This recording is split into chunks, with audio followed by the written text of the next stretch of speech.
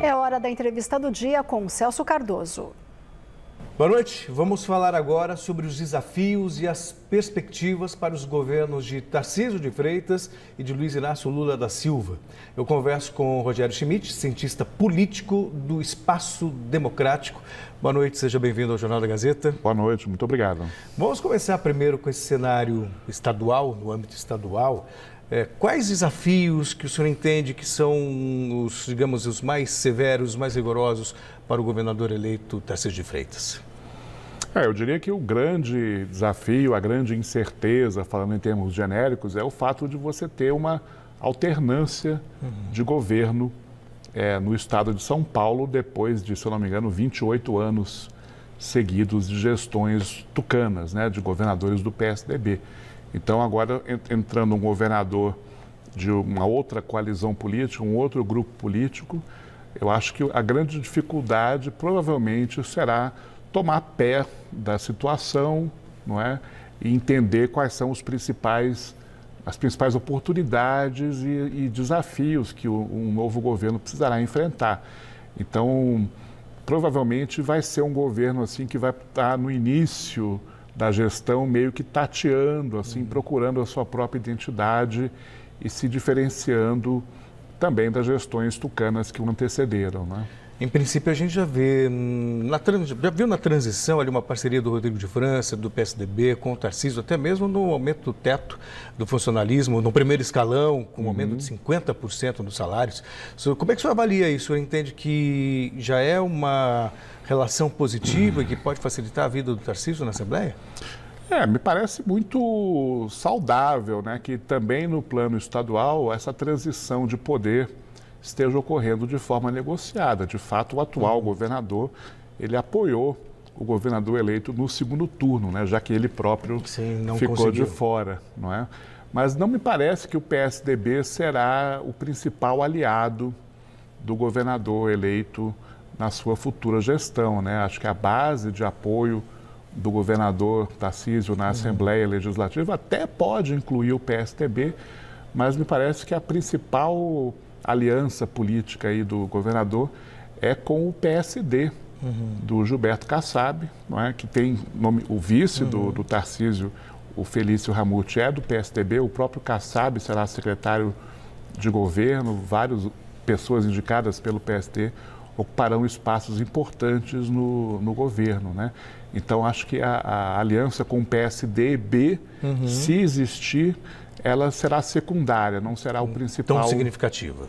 Não será o que dará identidade ao futuro governo. Quer dizer, não será mais um governo tucano, né? Haverá diferenças importantes que nós vamos aprender quais serão ao longo aí dos primeiros meses da gestão. Num primeiro momento, se torna quase impossível você dissociar a imagem do Tarcísio de Freitas do Jair Bolsonaro, um presidente até então. O senhor acredita que ele vai tentar ou vai conseguir se desvencilhar dessa imagem, visando talvez até um pouco mais de autonomia política no futuro? E se vai tentar, acha possível?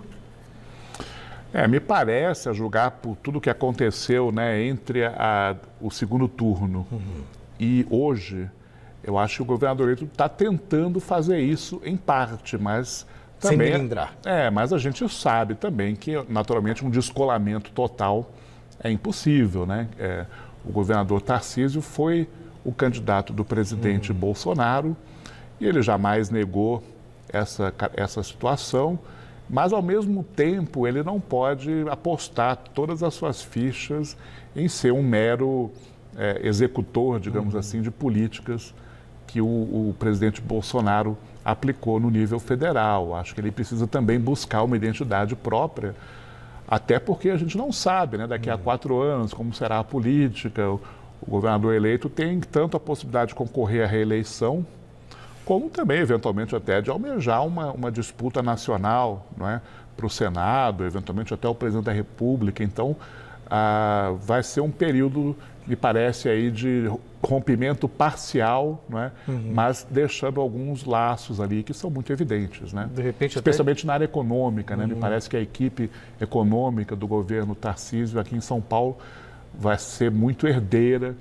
de os seus membros, os seus componentes, de pessoas que já trabalharam no Ministério da Economia com Paulo Guedes, né?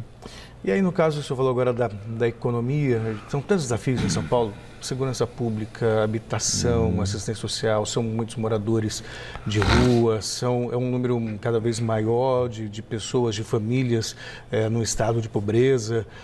O senhor acredita que, de alguma maneira, isso vai ter alguma prioridade? Ou qual o senhor entende que vai ser a prioridade do governo Tarcísio? Vai depender muito do perfil dos escolhidos para essas áreas mais da área social, que agora a gente sabe que essa é uma urgência não só para o Tarcísio aqui em São Paulo, para todos os governadores e também para o presidente da República. Claro. Né? Falando em presidente da República, é hora da gente subir um pouquinho, vamos para Brasília. Mas o senhor avalia esse processo de transição envolvendo o presidente Lula e a atual gestão, visando 2023, 2024, 2025, por aí vai? Me parece que a transição está ocorrendo de forma relativamente tranquila, conforme previsto na legislação, inclusive. Tem uma lei específica que regula a transição de governo, né? O presidente já praticamente completou aí o seu primeiro escalão, né? Os ministros que vão ajudá-lo. E acho que o maior desafio do presidente eleito será compor uma maioria no Congresso Nacional, não é? Tanto na Câmara como no Senado, para aprovar os seus projetos. Né? A gente sabe que tem uma disputa muito grande de poder, né? Quer dizer, o PT, o partido do presidente eleito, o presidente Lula, quer ocupar o maior espaço possível, mas, ao mesmo tempo, o presidente Lula não pode governar só com o PT ou só com os partidos mais à esquerda. Ele precisa do apoio dos partidos de centro e até, eu diria, até de partidos que estão mais ali à direita do centro, né? Então, me parece que eu estou menos preocupado com a montagem da equipe dos ministérios. E mais com a governabilidade. Mais com a governabilidade. Aliás, em tempo, considerando a aprovação da PEC, do Bolsa Família, tirando o teto de gastos, exatamente. É um indício até surpreende, que imaginava-se que talvez o Lula tivesse uma dificuldade maior para ter essa governabilidade. Ou o senhor não entende que isso é um fator que gera um certo otimismo em relação ao futuro? Não, acho que a tramitação dessa PEC está sendo um bom sinal, é um sinal positivo, sem dúvida, não é? Agora, a gente ainda sabe que essa é uma situação excepcional, não é? Lembrando que o presidente eleito toma posse em 1º de janeiro, mas o novo Congresso só entra em 1º de fevereiro. Então, esse Congresso que está votando a PEC da transição ainda não é o Congresso que vai compartilhar o poder com o presidente Lula a partir de fevereiro, né? Então, e além disso, como o presidente acabou de ser eleito, é normal que você tenha aquele período da lua de mel, né? Aqueles primeiros meses de governo, ou até o período que antecede o início do governo, seja um período de relativa pacificação, de boa vontade recíproca, né? Mas esse prazo, como toda lua de mel, né, não dura para sempre, né? Claro. E aí, nesse contexto de governabilidade, a história nos revelou mensalão, orçamento secreto, o toma lá da cá. O senhor consegue vislumbrar uma possibilidade, por exemplo, de o presidente Lula conseguir governar sem se tornar refém do Congresso ou refém do Centrão, até porque já pagou um preço alto por isso? Não, é verdade. Assim, a gente precisa lembrar, né, que o sistema político brasileiro, chamado presidencialismo de coalizão, não é? Ele, por sua própria natureza... Ele sugere. Ele sugere, né? Ele pressupõe que o compartilhamento de poder entre o presidente e o Congresso. Acho que todos os presidentes eleitos dos últimos 30 anos fizeram isso, alguns com mais sucesso, outros com menos sucesso, né? E o presidente Lula acho que está ciente disso, né?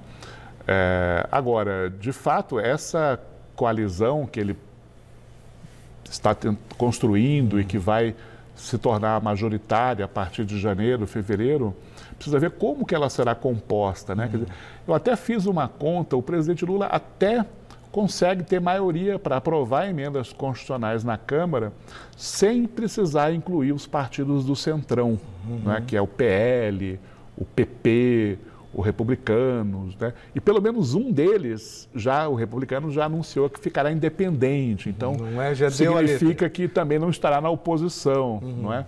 Então, mas dá para comprar uma maioria, incluindo, por exemplo, o MDB, o PSD, o União Brasil, não é? Sem precisar necessariamente entrar no grupo de partidos que apoiou a reeleição do presidente Bolsonaro, não é?